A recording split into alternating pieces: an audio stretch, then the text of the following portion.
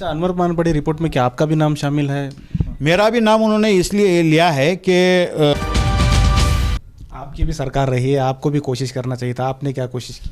मैंने बता रहा हूँ ना, जब सिद्धरामैया साहब चीफ मिनिस्टर थे, इस वक्त जो है बीजेपी की ही हुकूमत है। मैं आपके ही चैनल में देख रहा था कि वो जो है सीबीआई की मांग कर रहे हैं। चीफ मिनिस्टर को कहे कि जो है डिसीजन ले लेना चाहिए कि इसको जो है सीबीआई को रेफ़र किया जाए, ताकि दूध का दूध पानी का पानी हो जाए। औकाफ़ी जायदादों को गैर कानूनी कब्ज़े और उसमें हुए बदनुवानी को लेकर अनवर मानपड़ी की जो रिपोर्ट है, उस सिलसिले में बात करने के लिए इस वक्त हमारे साथ मौजूद हैं उबैदुल्लाह शरीफ। उबैदुल्लाह शरीफ कांग्रेस के लीडर भी हैं और एक जर्नलिस्ट भी हैं, और शायद आपका भी नाम जो है रिपोर्ट में है। आप इस रिपोर्ट को कैसे देखते हैं? देखिए, अनवर मानपड़ी साहब जब माइनॉरिटी कमीशन के चेयरमैन थे तो इस रिपोर्ट को तैयार की उन्होंने। हालांकि कई लोग कई चीज़ें कहते हैं, लेकिन मैं इस रिपोर्ट को असेंबली में जो पेश की गई है उसका मैं खैर मकदम करता हूँ। अच्छी नीयत से उन्होंने ये रिपोर्ट बनाई होगी औकाफ़ी जायदादों की तहफ़्फ़ुज़ के लिए, लेकिन पता नहीं क्यों 2012 से उसका अच्छा वक्त जो है अब आया है।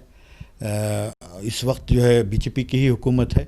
मैं आपके ही चैनल में देख रहा था कि वो जो है सीबीआई की मांग कर रहे हैं। मैं समझता हूं कि इसमें देर होनी नहीं चाहिए।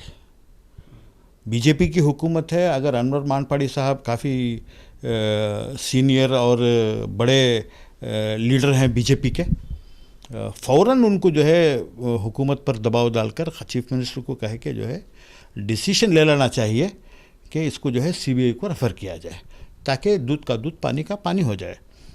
इसमें कई चीज़ें खुलकर सामने आएंगी। लेकिन आप क्या देखते हैं? आप रिपोर्ट देखे होंगे, आप पढ़े होंगे, क्योंकि आप वक्फ के मामलात में काफ़ी करीबी नज़र है आपकी, हमेशा आप वक्फ के मामलात में रहे हैं। आप इस रिपोर्ट को कैसे देखते हैं? देखिए, मैं रिपोर्ट आज नहीं, जब ये रिपोर्ट सबमिट हुई थी वो उसके फ़ौरन बाद मैंने इसको काफ़ी इससे जो है रिपोर्ट को पढ़ी है। बिल्कुल मैं समझता हूँ वही कि उनकी नीयत शायद अच्छी है कि औकाफ़ी जायदादों की तहफ़्फ़ुज़ के लिए और भी डिटेल जाना चाहिए था उनको। इसमें जो है और डिटेल वेरिफिकेशंस, यानी वक्फ बोर्ड से भी क्लैरिफिकेशंस लेनी चाहिए थी, रेवेन्यू ऑफिशियल से भी कि भी इस वक्फ की जायदाद है, इसका क्या स्टेटस है, ये सब उसमें आनी चाहिए थे। ये एक चीज़ उसमें जो शायद वो भूल गए, पता नहीं क्या है, कि कई जायदादें जो हैं इनाम अबॉलिशन एक्ट में गवर्नमेंट ने वापस ले ली है। औकाफ़ी जायदादों को कई हज़ार एकड़ हैं, उसका कहीं जिक्र नहीं है। मेरी ये गुजारिश है अनवर मानपड़ी साहब से कि उसके ऊपर वो तबादला ख्याल करें और मौजूदा हुकूमत से ये मुतालबा करें कि, क्योंकि वक्फ एक्ट जो है, जब कोई जायदाद वक्फ हो जाती है वो अल्लाह के नाम हो जाती है, उसका कैरेक्टर कभी चेंज नहीं होता है। उन्होंने भी कहा है ये, और हाई सुप्रीम कोर्ट का जजमेंट भी है, once a waqf is always a waqf. तो हमारा जो पिटीशन है, ख़ासकर बेल्लहल्ली के केस में, हम जो 602 एकड़ की ज़मीन का जो केस वहाँ पे हमने अब सुप्रीम कोर्ट में है, वो उसमें भी यही कहा है कि इनाम अबॉलिशन एक्ट हमें अप्लीकेबल नहीं है, क्योंकि ये जो है जायदाद वक्फ हो गई है, आप किसी को दे भी चुके हैं, गवर्नमेंट अलाट भी कर चुकी है, ता क़यामत तक उसका कैरेक्टर बदल नहीं सकता। दैट रिमेंस वक्फ, हमेशा वक्फ ही रह सकता है।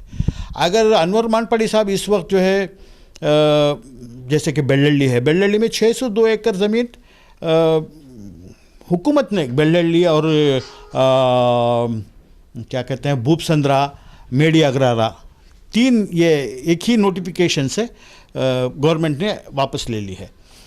अब जब हमारी हुकूमत थी कांग्रेस की, हमने कोई कोशिश की उसमें कि बेल्लहल्ली में जो जगह है वो हमें वापस रीग्रांट नहीं, रिकन्वे किया जाए। तो चीफ सेक्रेटरी की चेयरमैनशिप में एक कमेटी बनी है कि जो ज़मीन यहाँ पे बेल्लहल्ली में है उसको किस तरीके से हमारे पास ट्रांसफ़र की जाए। वो मामला अभी वहीं पड़ा है। अगर अनवर मान पड़ी साहब उसको थोड़ा इंटरेस्ट लेकर उसको आगे बढ़ाएंगे तो वो जगह हमें वापस मिल सकती है। मेडी अग्रहार का भी जो मामला है वो तो जो हमीशा कॉम्प्लेक्स है जी, उन्होंने केस जीते हैं लेकिन फिर भी कब्जा नहीं ले रहे हैं, जबकि 75 एकड़ जो है ओपन लैंड जो है कब्जा लेने लायक है। जी, जबकि ज़मीन ज़्यादा है, 300 एकड़ से करीब ज़मीन है, लेकिन जो बखिया बची हुई है जिस पे किसी का कब्जा नहीं है वो 74 या 75 एकड़ है। ट्रिब्यूनल में उन्होंने केस जीता है, लेकिन रेवेन्यू अथॉरिटीज़ जो हैं वो हमारे नाम पे वापस उसको दे नहीं रहे हैं। मामला ये है, वक्फ ट्रिब्यूनल का फैसला बहुत सही है कि ये वक्फ प्रॉपर्टी है, होनी चाहिए। मैं समझता हूँ कि अनवर मान पड़ी साहब को इन चीज़ों पे थोड़ा और गहराई से स्टडी करके अगर वो चाहें तो हमारे वक्फ की जायदादें हमें मिल सकती है, इसलिए कि वो बीजेपी की एक बहुत बड़े लीडर हैं। आपकी भी सरकार रही है, आपको भी कोशिश करना चाहिए था, आपने क्या कोशिश की? मैंने बता रहा हूँ ना, जब सिद्धरामैया साहब चीफ मिनिस्टर थे, रहमान खान साहब के घर पे सिद्धरामैया साहब को हमने बुलाया और उनसे कहा था कि तेलंगाना के जो चीफ मिनिस्टर हैं चंद्रशेखर, उन्होंने असेंबली में ऐलान किया कि हैदराबाद में जितनी भी जायदादें इनाम अबॉलिशन में हुकूमत ने ले ली हैं, जो बखिया हैं अलाट नहीं हुए उनको फ़ौरन जो है हम इसके हवाले करेंगे, वक्फ बोर्ड के हवाले करेंगे। तो वो वीडियो क्लिपिंग हमने उनको दिखाई। उसके बाद जो है उस वक्त हमारे मिनिस्टर तनवीर सेठ साहब थे, तनवीर सेठ साहब को उन्होंने कहा कि एक मीटिंग बुलाई गई रेवेन्यू मिनिस्टर की सरपरस्ती में, रेवेन्यू मिनिस्टर, लॉ मिनिस्टर और हमारे 3 उस वक्त जो मुसलमान मिनिस्टर, इनकी इसमें जो है मीटिंग हुई और उसमें ये डिसीजन लिया गया कि इसको किस तरीके से वापस दिया जाए। वहाँ भी ये था कि कई ज़मीनात जो है इनाम अबॉलिशन एक्ट में कई लोगों को अलाट कर दिए हैं। तो कागड़तीमप्पा जो रेवेन्यू मिनिस्टर थे उन्होंने कहा कि अब वो चली गई है तो क्या करें। हमने उनको यही कहा कि पहले जो ज़मीन बची हुई है उसको आप हमारे हवाले कर दीजिए, बकिया ज़मीन जो है उसका अल्टरनेट कोई हमें कहीं भी दे सकते हैं। तो हमारी गवर्नमेंट में ही वो चेयरमैन, इनकी चेयरमैनशिप में कमेटी बनी है, 2-3 मीटिंग्स हो गए हैं।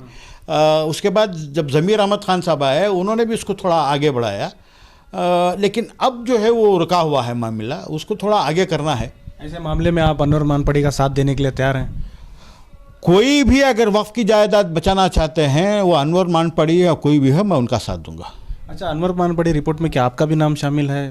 मेरा भी नाम उन्होंने इसलिए लिया है कि बेल्लडी की ज़मीन 1977 और 78 में 50 लोगों को जो है 122 एकड़ ज़मीन जो उस वक्त अनऑथराइज्ड कल्टीवेशन एक्ट में दे दी गई है, तो उसके लिए मैं ज़िम्मेदार हूँ बोल के लिखे हैं वो। और कहाँ तक मैं, क्योंकि उस वक्त तो मैं कोई भी वक्फ इदारे से मुंसलिक नहीं था, मुझे नहीं मालूम। मैं इसीलिए कह रहा हूँ कि ये इस मामले में जो है COD की इंक्वायरी भी हुई है मेरे ख़िलाफ़, रियाज अहमद ख़ान के ख़िलाफ़, CO के ख़िलाफ़ FIR हुआ था, CID इंक्वायरी हुई है और CID इंक्वायरी के बाद उसका भी रिपोर्ट भी आया गया है। तो एक बार CBI इंक्वायरी भी हो जानी चाहिए। तो वो रिपोर्ट में आप क्लीन चिट हुए? बिल्कुल क्लीन चिट हुआ है, हम बहुत शुक्रिया, रिपोर्ट फाइल हो गई है उसकी। बहुत बहुत शुक्रिया। तो ये थे उबैदुल्ला शरीफ साहब, इन्होंने सारे तफसीलात बताए, इन पर जो इल्ज़ाम लगे हैं वो भी इन्होंने बताया, और साथ ही जो है इनका ये भी कहना है कि अगर वफ़ की ज़मीन बचती है तो वो अनवर मान पड़ी हो या कोई भी लीडर हो, उनका साथ देने के लिए तैयार हैं। कैमरा पर्सन समीर के साथ शाहिद काजी, बेंगलुरु।